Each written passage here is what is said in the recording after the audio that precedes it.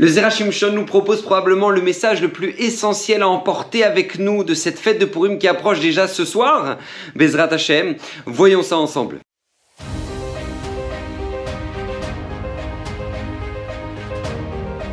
Le Zera Shimshon de cette semaine, Bezrat Hashem, est dédié pour la réussite matérielle et spirituelle de Yosef Ben Gila, de lui et toute sa famille.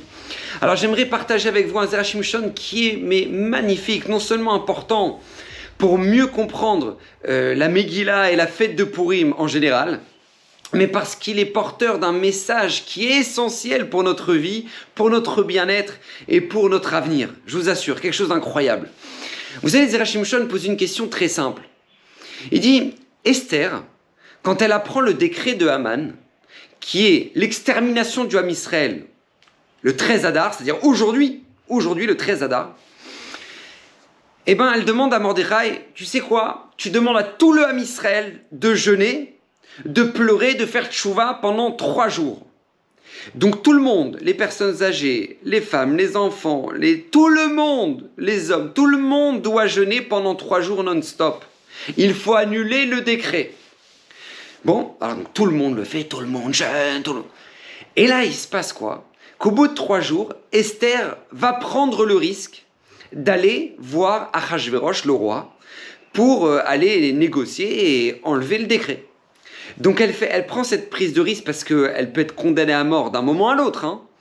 Elle s'avance vers Achashverosh et Achashverosh accepte sa venue. Et là, elle l'invite à faire un repas avec Haman, d'accord, ce soir. Donc, c'est ce qu'elle décide de faire. Donc voilà, elle invite au repas Achashverosh, Haman. Et pendant le repas, Achashverosh lui dit, oui, ma reine, qu'est-ce que tu souhaiterais? Elle dit, bah voilà, je voudrais que demain on fasse un autre repas. Demain on fasse un autre repas, voilà, tout ensemble, Haman, moi et toi, le roi. Et donc Achashverosh dit, ok. Donc le lendemain, ils font un autre repas. Et pendant cet autre repas, qu'est-ce qui se passe? Eh bien, Achashverosh lui dit, quelle est ta demande, ma reine? Quel est le... Et là, Esther lui dit, ben voilà, on a été vendus, moi et mon peuple. On a été condamnés à mort. Et là, Achashverosh dit, quoi? Qui veut faire une chose pareille? Et là, elle pointe du doigt Haman. Haman est condamné à mort, il est pendu, fin de l'histoire, Baruch Hashem, Mordechai prend la place de Haman, et Baruch Hashem, voilà, l'histoire de Purim. Donc, demande le Zera Shimshon, je crois pas, quand tu lis la Megillah, à quoi ils ont servi les 3 jours de jeûne, 3 jours de tchouva? À quoi ils ont servi? A priori, l'héroïne de toute la Megillah, c'est justement Esther, la Megillah Esther, d'accord? C'est elle qui a, comme ça le dit le Zohar en plus. Pourquoi maintenant Esther, elle s'appelle, la Megillah s'appelle Megillah Esther, et pourquoi pas Megillah Mordechai? A priori, c'est Mordechai qui a donné tous les conseils à Esther. C'est lui qui l'a dit exactement chaque chose qu'elle devait faire, ce qu'elle devait dire, ne pas dire. C'était lui qui était derrière tout ça. Donc on devrait appeler ça Megillah Mordechai. Nous dit le Zohar, non, on appelle ça Megillah Esther. Pourquoi? Parce que c'est elle qui a donné sa vie. C'est l'héroïne qui va se mettre en danger pour sauver le clan d'Israël. Donc a priori c'est Mordechai et Esther, voilà, ce sont les 2 héros de l'histoire et c'est eux qui nous ont sauvés du décret. Donc pourquoi maintenant, à quoi ont servi ces 3 jours de jeûne? On n'en voit pas a priori les conséquences. Et là, nous dit Zera Shimshon, c'est vrai. Pour sauver le clan d'Israël, ça aurait suffi Esther et Mordechai. Voilà, leur mérite à eux aurait suffi à sauver tout le clan d'Israël, à annuler le décret. Mais toute l'inversion, Venafochu, Asherish Letu Ayudim, tout le retournement de situation, ça n'a été possible que par le mérite de la tchouva du clan d'Israël. Et le Zera Shimshon en ramène une preuve magnifique. Le Zera Shimshon nous dit, vous savez, lorsque une personne veut faire tchouva, mais pas une tchouva par crainte, pas une tchouva parce qu'il a peur de mourir, il a peur qu'un jour il va brûler au Gehinam et qu'il va devoir payer tous ses péchés, d'accord? Non, une tchouva qui est faite par amour. Une vraie tchouva qui est faite par amour, parce que le juif comprend la grandeur du cadeau qu'Akadosh Baruch Hu lui a donné d'être juif, la grandeur de ce que c'est qu'une mitzvah, et la chance qu'Hachem nous donne de faire des mitzvot chaque instant de notre vie, la grandeur de ce qu'est une vie avec une proximité avec Hachem, une tchouva d'amour, pas par crainte, mais par amour, de vouloir se rapprocher d'Hachem sans arrêt. Et bien cette tchouva-là est tellement forte, nous dit la Gemara dans Yoma, et comme ça nous ramène les Zera Shimshon, est tellement forte qu'elle inverse tous les péchés et les transforme en mérite. Elle transforme les péchés en mérite. Ça, c'est la tchouva par amour. Et nous dit les Zera Shimshon, c'est la tchouva qu'a fait le klal Israël pendant les 3 jours qu'a demandé Esther. 3 jours de tchouva, pas par crainte, mais par amour. Hachem, on veut se rapprocher de toi. Hachem, on veut la reconstruction du Beth Amikdash. Hachem, tu nous manques. Une tchouva par amour. Et par conséquent, cette tchouva là va transformer toutes les avérotes du klal Israël en mérite. En mérite, et c'est tellement extraordinaire, nous dit le Zera Shimshon, que regardez, le 13 du mois de Hadar, aujourd'hui, le 13 du mois de Hadar, c'est le jour où on s'est levé, on a tué les Amalekim, ceux qui voulaient eux-mêmes nous tuer. Le jour où maintenant on aurait dû être exterminé, eh ben c'est le jour, c'est d'ailleurs pour ça qu'on jeûne aujourd'hui, parce que c'est le jour où maintenant on est parti en guerre contre Amalek. Et Moshe Rabbeinu nous a appris dans la Torah que le jour où on part en guerre contre Amalek, on jeûne. Donc c'est pour ça qu'on jeûne aujourd'hui. Et cette guerre contre Amalek, c'était l'inverse de ce qui aurait dû se passer. C'est eux qui auraient dû nous tuer, c'est nous qui les tuons aujourd'hui. C'est absolument phénoménal. Et tout Purim est basé sur cette inversion là de situation extraordinaire, ce retournement de situation qui est tellement phénoménal. Mais je vous assure, regardez, ne serait-ce que les fêtes, comme ça nous dit, ne serait-ce que les mitzvot qu'on a pendant Purim, nous dit les Zera Shimshon, elles sont tellement incroyables. La mitzvah de Mishté. Mishté. Comment ça c'est qu'on fait un Mishté pendant Purim? D'où ça vient, la mitzvah de faire un Mishté, de faire un repas qu'on va devoir faire demain, et s'asseoir, et boire, et faire un repas extraordinaire, comme Shabbat, etc. D'où ça vient? D'où ça vient? Nous dit le Zera Shimshon, vous savez d'où ça vient? De la faute du klal Israël, d'avoir participé au Mishté, au repas de Achashverosh, au début de la Megillah. Le Ham Israël n'avait pas le droit d'y aller. Mordechai leur avait dit, vous n'avez pas le droit de participer à ce festin. C'est un repas qui est fait en l'honneur de la non-reconstruction du Beth Amikdash. Non mais vous êtes malade, vous pouvez pas y aller, personne n'y va, c'est même pas dans les rêves vous y allez, un truc pareil. Personne n'y va, et le Ham Israël a été. Les Juifs de Shushan ont été, c'était le début du décret de l'extermination du klal Israël. Parce qu'ils ont été un repas qui fête la non-reconstruction du Beth Amikdash. Et ben regardez ce qui s'est passé. Pas juste que le décret a été annulé, mais c'est devenu une mitzvah de faire un mishté. Pourquoi? Parce que justement, nous dit Zera Shimshon, c'est ça la force de la tchouva par amour, que nos avérotes sont devenus des mitzvot. La avéra d'avoir participé au repas de Achashverosh est devenue une mitzvah de mishté. Incroyable!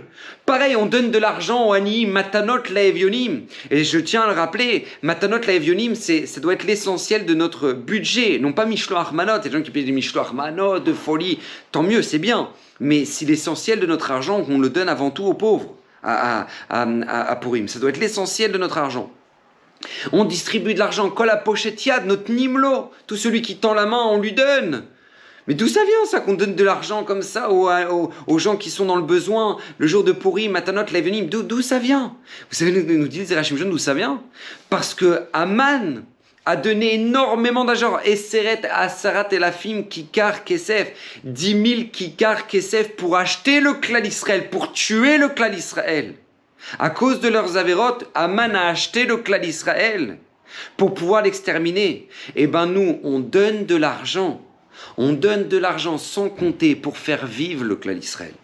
Non pas pour exterminer le klal Israël comme Aman a voulu le faire, mais pour faire vivre le klal Israël. Combien c'est magnifique! Et nous dit Zera Shimshon pareil. D'où vient la fête, la mitzvah de Matanot, pas Matanot Lavionim, Mishloach Manot, on distribue des repas, on donne des cadeaux, sous forme de repas à tous les Juifs. Pourquoi? Pour unifier le klal Israël. Et d'ailleurs, on a une mitzvah particulière de donner notre Mishloach Manot à des gens à qui on a un rapport un petit peu compliqué, pour justement créer justement un lien. D'où ça vient? D'où ça vient? Demande le Zera Shimshon. Il dit ça vient tout simplement que Achashverosh, lorsque maintenant il cherchait d'où venait Esther, parce qu'il ne savait pas, Mordechai lui avait dit à Esther, tu ne dévoiles pas que tu es juive. Tu ne dis à personne que tu es juive. Et donc Achashverosh devenait fou, il ne savait pas d'où venait Esther. Qu'est-ce qui se passe? Donc du coup il distribuait des cadeaux à tout le monde, à tous les pays, pour justement savoir qui va être celui qui va dire elle vient de chez nous, hein, Esther, elle vient de chez nous, hein. Si t'es content, justement, tu distribues des cadeaux parce que tu viens de te marier avec ta nouvelle femme qui est Esther, elle vient de chez nous.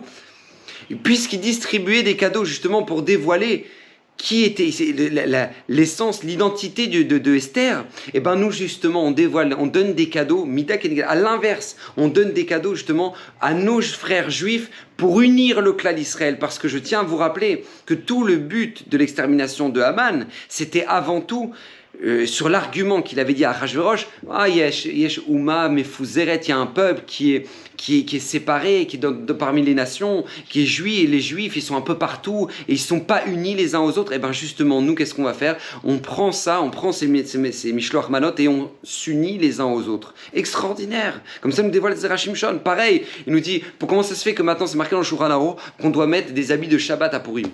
On doit mettre des habits de Shabbat à Purim. Pourquoi? Il dit parce que justement, à Purim, il s'est passé le fameux décret de Haman et que Mordechai a dû mettre des habits de deuil. Il met des habits de deuil sur l'extermination du clan Israël, puisque tout s'est inversé par la tchouva du Ham Israël, on met des habits de Shabbat. Pareil, il ramène, moi je ne savais pas, je vous nous cache pas, je ne savais pas la source des oreilles d'Haman. D'accord, le gâteau des oreilles d'Haman, vous connaissez tous, bien évidemment. Et pendant des années, je ne savais pas du tout pour quelle raison maintenant. On en mange à Purim. Quel rapport? D'où vient ce minag? Le Zera Shimshon répond à ça.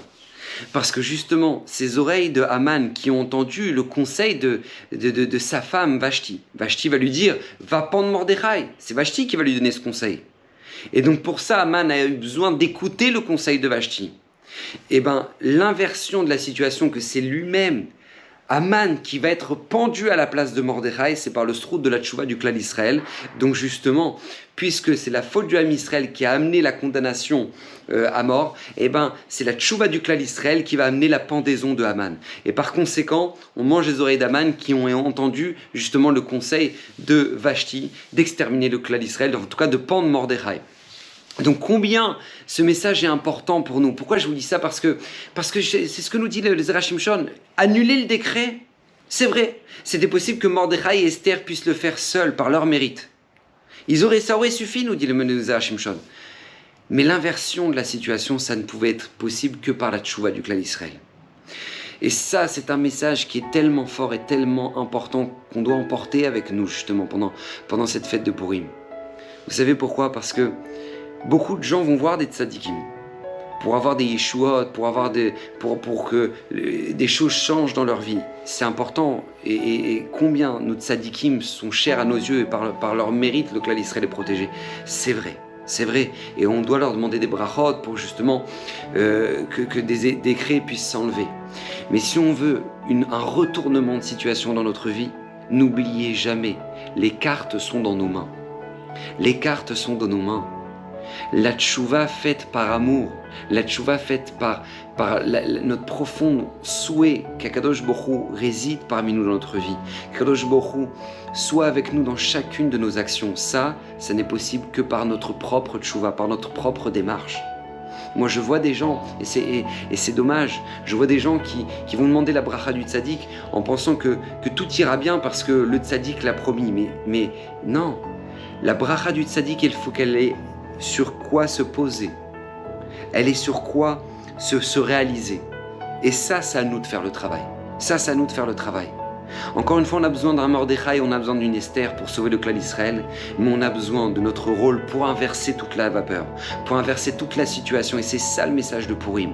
C'est ça le message de Purim. Toute notre vie, tout peut changer. Les situations les plus compliquées, comme le jour même d'aujourd'hui, le 13 Adar, qui était le jour de l'extermination du clan d'Israël, et s'est transformé en un jour absolument incroyable de Yeshua du clan d'Israël, du sauvetage du Ham Israël, Baruch Hashem. Si c'était possible, c'était grâce à notre tchouva, grâce au fait qu'on ait souhaité que Kadosh Baruch Hu réside parmi nous de nouveau, par notre tchouva, par amour. Et ça, c'est le message, c'est le chidouche du Zera Shimshon que je voulais absolument vous faire partager. Veille de Purim. Voilà, Bezrat Hashem, durant ce jour tellement important du jeûne d'Esther.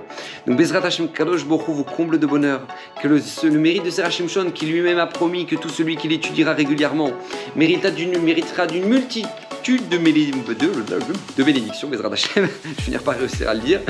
Qu'Hashem vous comble de bonheur, de réussite, de bracha, de shefa, de hatzlacha. Ce Zera Shimshon est dédié pour la réussite matérielle et spirituelle de Yosef Ben Gila. Vivez heureux et Purim Sameach.